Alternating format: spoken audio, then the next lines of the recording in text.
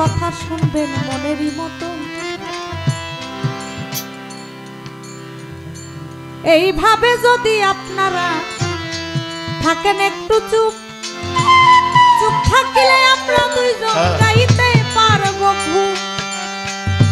গানের মাঝে যদি বাবা উঠা বসা হয়, বাউল কবি গানে কি আর গানে মজা রয়। বসে বসে হাত তুলিয়া করলে একটু দোয়া, আপনাদের দোয়া পেলে হবে রে গান গাওয়া, রে হবে রে গান গাওয়া, রে হবে রে গান গাওয়া। আমার নবী জীবন দশায় কত কষ্ট করেছিল। আবু জাহেল আমার নবীকে কষ্ট দিয়াছিল। কতবার নবুয়ত দেখছে, বিশ্বাস করে নাই। মানুষের কাছে বাজে কথা বলতো আবু জাহেল। তাই আমার নবীর নবুয়ত আবু জাহেল অনেকবার দেখছে, কিন্তু সে বিশ্বাস করে নাই। সে মানুষের কাছে বাজে কথা বলতো আমার নবীর নামে। সে বলতো যে আল্লাহ যেন মাফ করে। সে বলতো যে আমার নবীর পৃষ্ঠে নাকি একটা টিউমারের মতো দেখা যায়, নাউজুবিল্লাহ বিন জালেক। এই কথা সে বলতো মানুষের কাছে, কিন্তু একবারও তার অন্তর চক্ষু দিয়ে সে খুলে আমার নবী যে আল্লাহর নবী সে কখনো বিশ্বাস করে নাই। এবং তিনি তার কাছে যে আল্লাহর একটা নবুয়ত আছে, মোহরে নবুয়ত, সেটাও সে কখনো বিশ্বাস করে না। আমাদের এই আবু জাহেলের বংশধর কিন্তু এখনো দুনিয়াতে আছে, অভাব নাই। কষ্ট লাগে যখন আমার নবীকে এদেশের বড় বড় বিজ্ঞ আলেম তারা আমার নবীর সম্বন্ধে বাজে কথা বলে, যে কথা শুনলে গায়ের পশম দাঁড়ায়া যায়, হৃদয়টা ভেঙে চুরমার হয়ে যায়। কিন্তু একজন মানুষকে দেখি না, একজন মুসলমানকে দেখি না আমার নবীর পক্ষ নিয়ে তারা একটু প্রতিবাদ করবে। এই প্রতিবাদের মানুষ খুবই কম।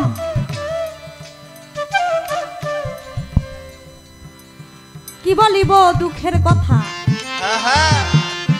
আপনাদের যাই কইয়া, যার কারণে আল্লাহ সৃষ্টি করলো সবকিছু আল্লাহর এই দুনিয়া। যিনি না হইলে কিছু হইতো না এই দুনিয়া ভাই।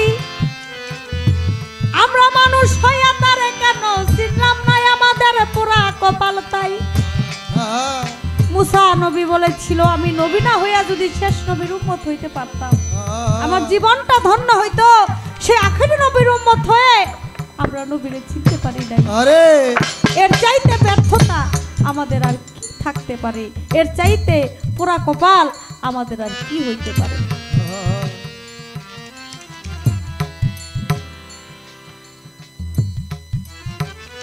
বাজান একটি কথা বললেন, আমি বলেছিলাম যে নবুয়তের দায়িত্ব বর্তমানে পীর মাশায়েখ যারা, ওলি আল্লাহ যারা,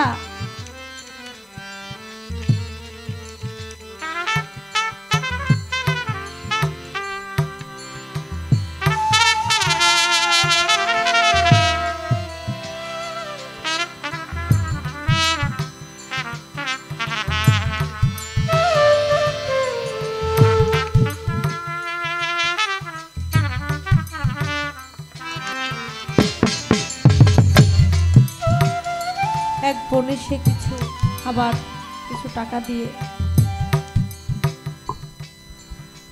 দোয়া চেয়েছেন, তার জন্য দোয়া করি। আপনি আমাদের জন্য দোয়া করবেন।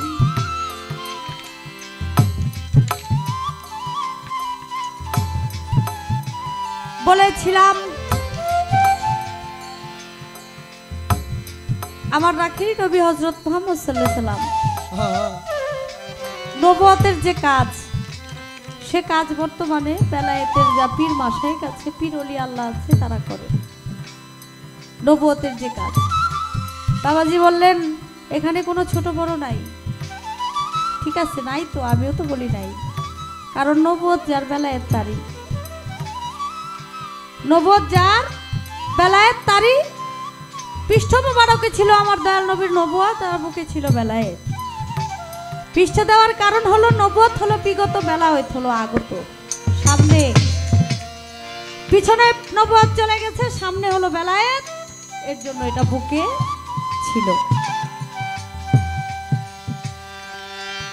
এখন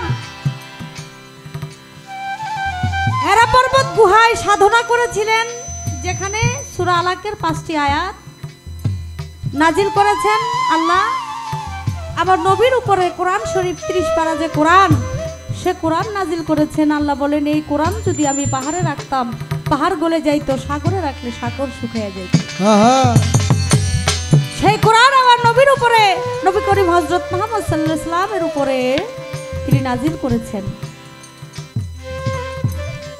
এই যে কোরআন পেয়েছি আমরা, কোরআনের মধ্যে সূরা পেয়েছি, নামাজ আমরা শিখেছি, কোরআনের সূরা পড়ে কিভাবে নামাজ পড়তে হবে সবকিছুই কোরআনের মধ্যে আছে।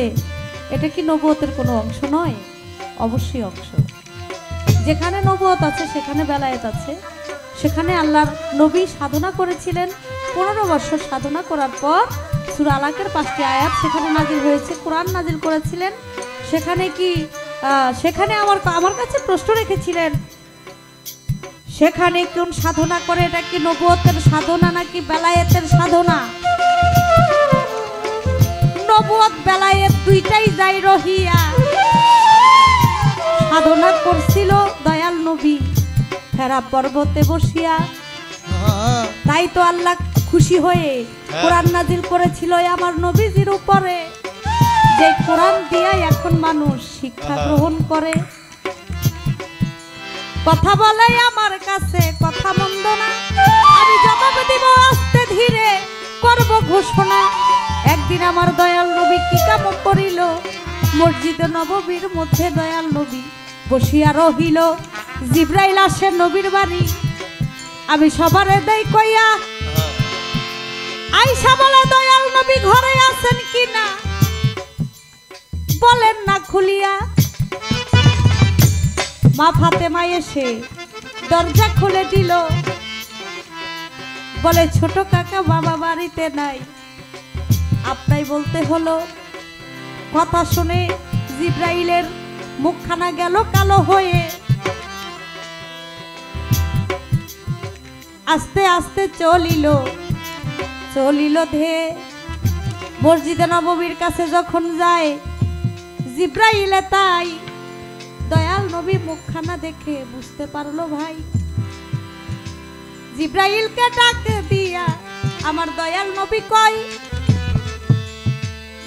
শোনো শোনো ও জিবরাইল, বলি তার বিষয়। প্রতিদিন আসো আমার কাছে হাসি খুশি মুখখানা নিয়া, আজকে এমন কি হইল যার জন্য তোমার মুখখানা কালো হয়ে গেল? জিবরাইল কয়, আপনার কাছে আমি দিব বিচার দিয়া। মা ফাতেমা আজকে আমায় লজ্জা দিছে ছোট কাকা কইয়া। কেন কইল ছোট কাকা? আমি বিচার দিলাম আপনার অনাধারে, আপনি বিচার করবেন মা ফাতেমা, আমি বলি আপনার ধারে। আমার নবী কই বিচার করব, তার আগে তুমি দাও না বলিয়া। তোমার বয়স কত, বয়স কত বলো না খুলিয়া। বলে নবী বয়স আমি বলতে পারবো না, তবে একটা অনুমান যাই দিয়া। আমাকে যখন সৃষ্টি করেছেন আমার আপে সাই কিবরিয়া, আমি সৃষ্টি হয়ে আকাশের পরে গো। 5টা তারা দেখছি আমি, তাই জল জল করেছিল তারা, এইভাবে 70,000 বছর জ্বলতেছিল আপনারে জানাই। আবার সেই তারা নিভে গেছে, 70,000 বছর নিবন্ত অবস্থায় ছিল। আমি আপনারে দেই কইয়া এইভাবে জ্বলতে আর নিভতে আমি ৭২,০০০ বার দেখেছি। আমার বয়স কত ধারণা করেন যাইয়া? আমার নবী বলে, ও জিবরাইল, আমি তোমারে জানাই, ওই তারা কি তুমি এখনো দেখলে চিনতে পারবা কিনা? বলো নাই আমায়। বলে, ইয়া রাসূলুল্লাহ, যেই তারা আমি এতবার দেখেছি সেই তারা আমি দেখলে চিনবো না? অবশ্যই চিনবো। আমার নবী কাপড় পিছের জামা উঠাইয়া দিল গো।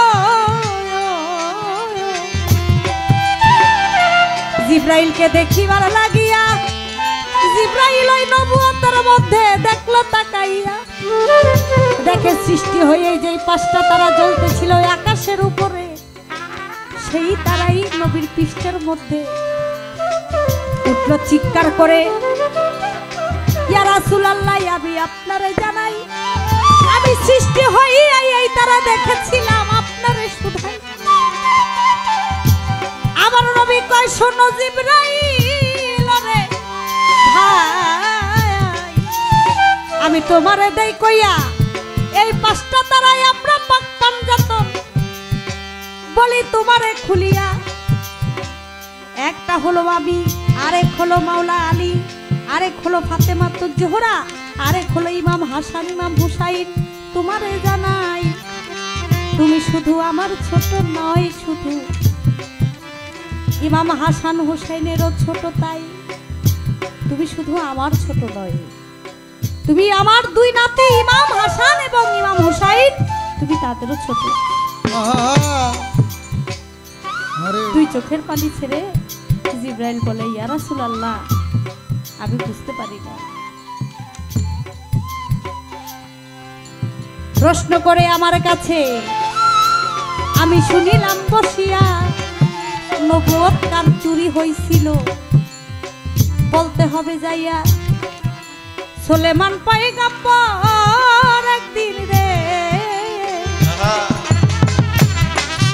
কিবা কাম করেছিল, মনের মধ্যে তার একটু অহংকার এসেছিল। অহংকার কি? এক জেলে বলেছিল, আমি যদি আমার মেয়েটারে সুলেমান নবীর সাথে বিয়ে দিতে পারতাম তাহলে আমার ভালো লাগতো। এই খবর জেলে শুনে, এই খবর সুলেমান নবী শুনে জেলেকে বলছিল, তোমার এত বড় সাহস, তুমি তোমার মেয়ে আমার সাথে বিয়ে দিতে চাও? আমি হলাম আল্লাহর নবী, আবার তাও না নবুয়ত প্রাপ্ত নবী। এই সুলেমান নবীর হাতের আংটি দিয়ে সে যা খুশি তা করতে পারত, সে আকাশ দিয়া উড়া যাইতে পারত, জিন তার বসে ছিল, জিন জাতি তার বসে ছিল, জিন দিয়া সে সবকিছু করতে পারত। জিন দিয়ে একটা মসজিদও বানাইছিল সুলেমান নবী হুকুম দিয়া। একদিন আমার আল্লাহ ভাবলো মনে মনে, সুলেমান নবীর অহংকার দূর করিতে হবে বাবা, বলবো সবার শোনে। ফেরেশতা পাঠাইল সবারে জানাই, বলে ওর আংটি নিয়ে আসবা তুমি, যার জন্য এত কেরামতি দেখায়। আংটির মধ্যেই তো নবুয়ত। আর সুলেমান নবীর একজন লোক ছিল, আমরা কি বলি বডিগার্ড বলি না, বড় বড় মানুষ যারা, তারা বড় লোক যারা, বেশি টাকা পয়সা যাদের আছে তারা লগে বডিগার্ড নিয়ে চলে, এরকম সুলেমান নবীরও ছিল। তো সুলেমান নবী যখন বাথরুমে যাবে, এটা তো আংটি তো পবিত্র জিনিস, ওটার মধ্যে নবুয়ত আছে, এটা নিয়ে তো আর বাথরুমে যাওয়া যাবে না। এই বাথরুমে যখন যাবে তখন তার ওই লোকের কাছে, বডিগার্ডের কাছে ওই আংটিটা দিছিল, কিন্তু আসলে সে বডিগার্ড ছিল না, বডিগার্ডের রূপ ধরেছিল, সে ছিল আল্লাহর ফেরেশতা। কারণ আল্লাহ বলছিল, সুলেমান নবী যেটা দিয়ে এত বাহাদুরি করে ওটা তুমি নিয়ে আইসো।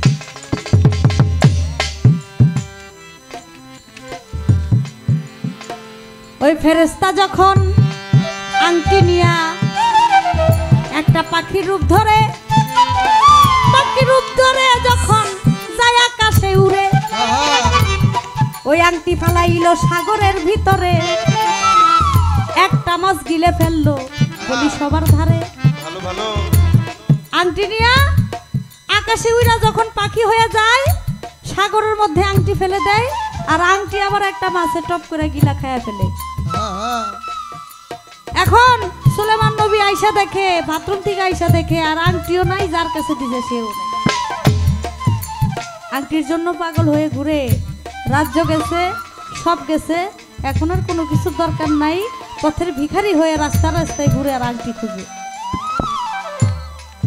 আর ওই জেলে, যেই জেলে বলছিল আমার মেয়ের বিয়া দিতে চাই, সেই জেলে সাগরে গেছে মাছ ধরতে, যেই মাছে আংটি খাইছে এই মাছটা আবার এই জেলে পাইছে। এখন রাস্তা দিয়া দেখে সুলেমান নবী ঘুরতেছে। এখন জেলে বলতেছে আমার মাছের একটা টুকলি যেটা দিয়া মাছ নেয়, ডালা কয় অনেকে মাছের ডালা, যে আমার মাছের ডালাটা বহন করবে এমন মানুষ পাইতেছি না। সুলেমান নবীরে জিজ্ঞাসা করতেছে, সে তো আর আগের মতো নাই, যে আমার মাছের ডালা বহন কইরা আমার বাড়িতে একটু দিয়ে আসতে পারবানি? এখন সুলেমান নবী কয় হ্যাঁ দিয়ে আসতে পারবো। আচ্ছা ঠিক আছে। মাথায় কইরা সুলেমান নবী মাছের ডালা জেলের বাড়িতে নিয়ে যায়। সুলেমান নবী বলে আমার তো কেউ নাই, আমি আপনার বাড়িতে থাকতে চাই। সেই বাড়িতে রইল, সেই বাড়িতে রয়ে তার মেয়ের সাথে একটা ভাব হয়ে গেল। ভাব হয়ে যখন বিয়ে করলো, বিয়ে করার পরে মাছ পাইলো, ওই মাছ পাইয়া যখন মাছটা কাটছে ওই মাছের পেটের মধ্যে দেখি ওই আংটি। ওই আংটি পাইয়া সুলেমান নবী খুশি হয়ে যায়। আর তখন তার সব কথা মনে পড়ে যায় যে আমি অহংকার করেছিলাম যে আমি জেলের মেয়ে বিয়ে করব, আমি একজন আল্লাহর নবী, এর জন্য আল্লাহ আবার এই কাজটা দেখাইছে। আল্লাহর নবী তো, আল্লাহর নবীরা সব কিছুই তারা বুঝতে পারে। তার ভিতরে যে অহংকারটা পয়দা হয়েছিল এটা সে বুঝতে পারছিল, বুঝতে পাইরা সে আবার আল্লাহর কাছে ক্ষমা চাইছে, আল্লাহ এটা করা আমার ঠিক হয় নাই, আপনি আমাকে ক্ষমা করে দেন। এই ছিল তাহার কথা, ইহার বেশি না। আল্লাহ সৃষ্টি করেছিল প্রথম এই দুনিয়াতে মানুষ জাতির আগে জিন, অসুর, হারিস, মারিস, 4 জাতি বলছে না। আমি আপনাকে বেলায় ধরে আপনার কাছে একটু জানতে চাই, কাল হাসরের মাঠে বিচার হবে জিন এবং ইনসানের। জিন এবং ইনসানের বিচার হবে কাল হাসরের মাঠে, আর কোনো প্রাণীর যে বিচার হবে না। তাহলে মানুষ তো মানুষের কাছে মুরিদ হয় বাবা। আমি জানতে চাই জিনের আকার কাছে মুরিদ হয়? জিন গো গুরুকে, কারণ বিচার তো জিন আর ইনসানের হবে। তো মানুষ যা করে জিনেরা তো তাই করে। তা যদি করে থাকে, মানুষ তো আরেকজন মানুষের কাছে বেলায়েতের ওলির কাছে মুরিদ হয়। জিনে গো কোনো গুরু আছে কিনা? জিনেরা কোন বেলায়েত করে, তারা কার কাছে মুরিদ হয়? আমি আপনার কাছে একটি কথা জানতে চাই।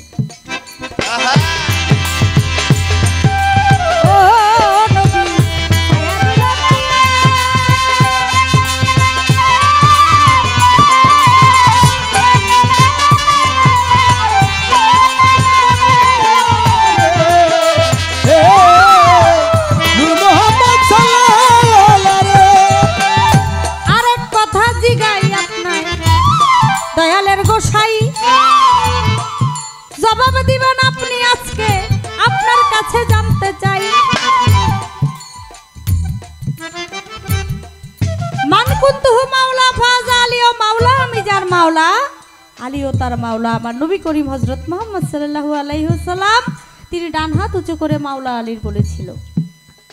তিনি বেলায়েতি দান করেছে। নবী তরু শাখা আলী হাসান বসরি পহেলা কলি 14 সিঁড়ির পর ফুটিল খাজা ওসমান হারুনি। মাওলা আলীর হাত ধরে বেলায়েতের সিলসিলাটা এই পর্যন্ত আসছে। যার এত পাওয়ার, মাওলা আলীর এত পাওয়ার, আল্লাহ তাকে দিয়েছেন যার জন্ম হয়েছে কাবা ঘরে। তিনি শহীদ হয়েছিল মসজিদ ঘরে। এই বিষয়টা আমি একটু জানতে চাই, কারণটা কি? যার জন্ম হয়েছিল কাবা ঘরে, সর্বপ্রথম আমার নবী করিম হযরত মুহাম্মদ সাল্লাল্লাহু আলাইহি সাল্লামকে তিনি চোখ খুলে দেখেছিল, বলেছিল আমি যেন সবার আগে তোমাকেই দেখি। তাই তো আমার নবীকেই তিনি দেখেছে। নবীর জিহ্বা মুবারক তিনি মুখের মধ্যে দিয়েছিলেন, আর মাওলা আলী করিমুল্লাহ ওয়াজহ তিনি মায়ের দুগ্ধ যেভাবে একটা শিশু পান করে সেইভাবে আমার দয়াল নবীর জিহ্বা মুবারক তিনি পান করেছিল। সেই লালা থেকে বেলায়েত তার কালবের মধ্যে চলে যায়, বেলায়েত জারি হয় তার ভিতরে। এমন একজন বুজুর্গান ব্যক্তি, এমন একজন ক্ষমতাবান ব্যক্তি, এমন একজন মানুষকে কি কারণে মসজিদ করে শহীদ হইতে হইল, কারণটা ছিল কি, আমি আপনার কাছে দুটি কথা জানতে চাই। আশা করি সুন্দর করে হিয়ার মীমাংসা আপনি করবেন। তোমার খাতিরে আল্লাহ বানাইলে